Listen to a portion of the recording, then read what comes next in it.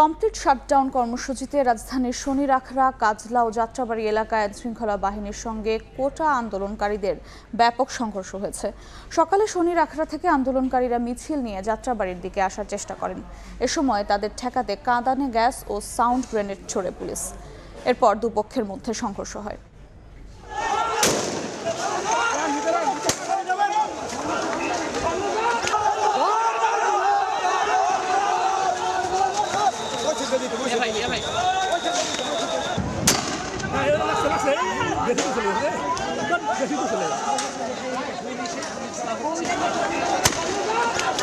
কোটা সংস্কার আন্দোলনকারীদের ডাকা কমপ্লিট লকডাউন অর্থাৎ সর্বাত্মক যে অবরোধ চলছে সেই অবরোধের মধ্যে আমরা দেখতে পাচ্ছি যাত্রাবাড়ি কাজলার মোড়ে এই মুহূর্তে প্রায় 3 পক্ষের মধ্যে আসলে সংঘর্ষ চলছে, ইটপাটকেল নিক্ষেপ চলছে। আমি একটু দেখাতে চাই ঠিক আমার সাইডে এই মুহূর্তে ঠিক ক্ষমতাসীন আওয়ামী লীগের যারা নেতাকর্মী রয়েছেন, পাশাপাশি অন্যদিকে কোটা সংস্কার আন্দোলনকারী যারা রয়েছেন, দুই পক্ষের মধ্যে কিন্তু ধাওয়া পাল্টা ধাওয়া এবং ইটপাটকেল নিক্ষেপের ঘটনা এই মুহূর্তে ঘটছে। এবং ওই পক্ষ থেকে কিন্তু বলা যায় যে মুহুর্মুহু যে ইট পাটকেল সেই ইট পাটকেল নিক্ষেপ করা হচ্ছে। আমরা দেখতে পাচ্ছি যে এই পক্ষ থেকেও কিন্তু যে তার যে জবাব সে জবাব দেওয়া হচ্ছে।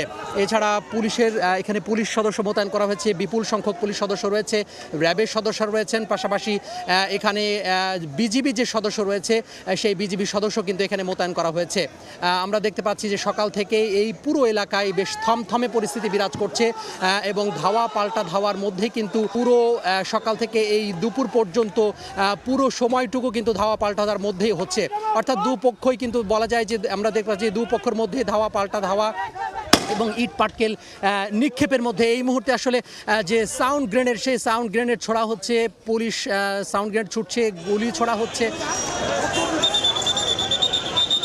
আশপাশে যারা বাসিন্দারা রয়েছেন তারা কিন্তু বেশ আতঙ্কের মধ্যে রয়েছেন এবং গতরাতের যে সংঘর্ষ হয়েছিল সেই গতরাতের সংঘর্ষের ঘটনায় আমরা দেখতে পাচ্ছি যে এখানে যাত্রাবাড়ি ফ্লাইওভার রয়েছে, সেই ফ্লাইওভারের যে টোল প্লাজা রয়েছে সেই টোল প্লাজায় আগুন দেওয়া হয়েছিল এবং সেই ক্ষতিগ্রস্ত টোল প্লাজা এখন ওইভাবেই রয়েছে, অর্থাৎ পোড়া অবস্থায় রয়েছে এবং বন্ধ রয়েছে।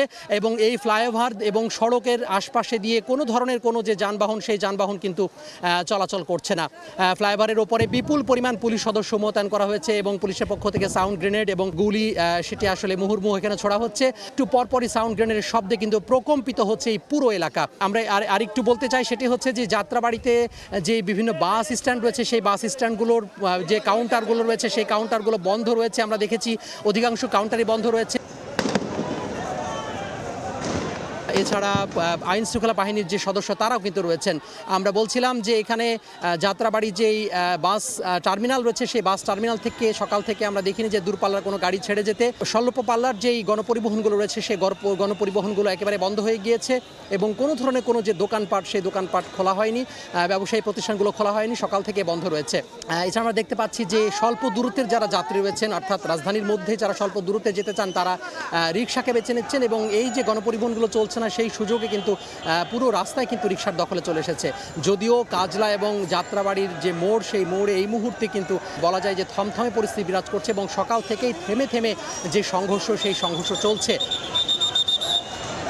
সকালের দিকে সংঘর্ষ হয়েছিল সকাল 9টার দিকে, সেখানে আমরা দেখেছি যে পুলিশের ছড়রা গুলিতে 2 জন গুলিবিদ্ধ হয়েছেন এবং তারা ঢাকা মেডিকেল কলেজ হাসপাতালে চিকিৎসাধীন রয়েছেন। তো সব মিলিয়ে বলা যায় যে ধাওয়া পাল্টা ধাওয়ার মধ্যেই যেই তাদের যে পরিস্থিতি সেই পরিস্থিতি চলছে এবং এই ধাওয়া পাল্টা ধাওয়ার মধ্যে কিন্তু আমরা যারা গণমাধ্যম কর্মী রয়েছি তারাও কিন্তু এখানে রয়েছি। ঠিক আমার পেছনে যারা আন্দোলনকারী রয়েছেন তারা অবস্থান নিয়েছেন এবং এই পাশে পুলিশ এবং ক্ষমতাসীন আওয়ামী লীগের যে নেতাকর্মী রয়েছেন তারা অবস্থান নিয়েছেন। তো এইভাবে কিন্তু ধাওয়া পাল্টা ধাওয়ার মধ্যে এই যে কাজলা এবং যাত্রাবাড়ির যে অবস্থা সেই অবস্থা থমথমে অবস্থা বিরাজ করছে। তো কাজলা এবং যাত্রাবাড়ি থেকে এই ছিল আমার হাতে সবশেষ। তোহা খান তামিম, সময় সংবাদ, ঢাকা।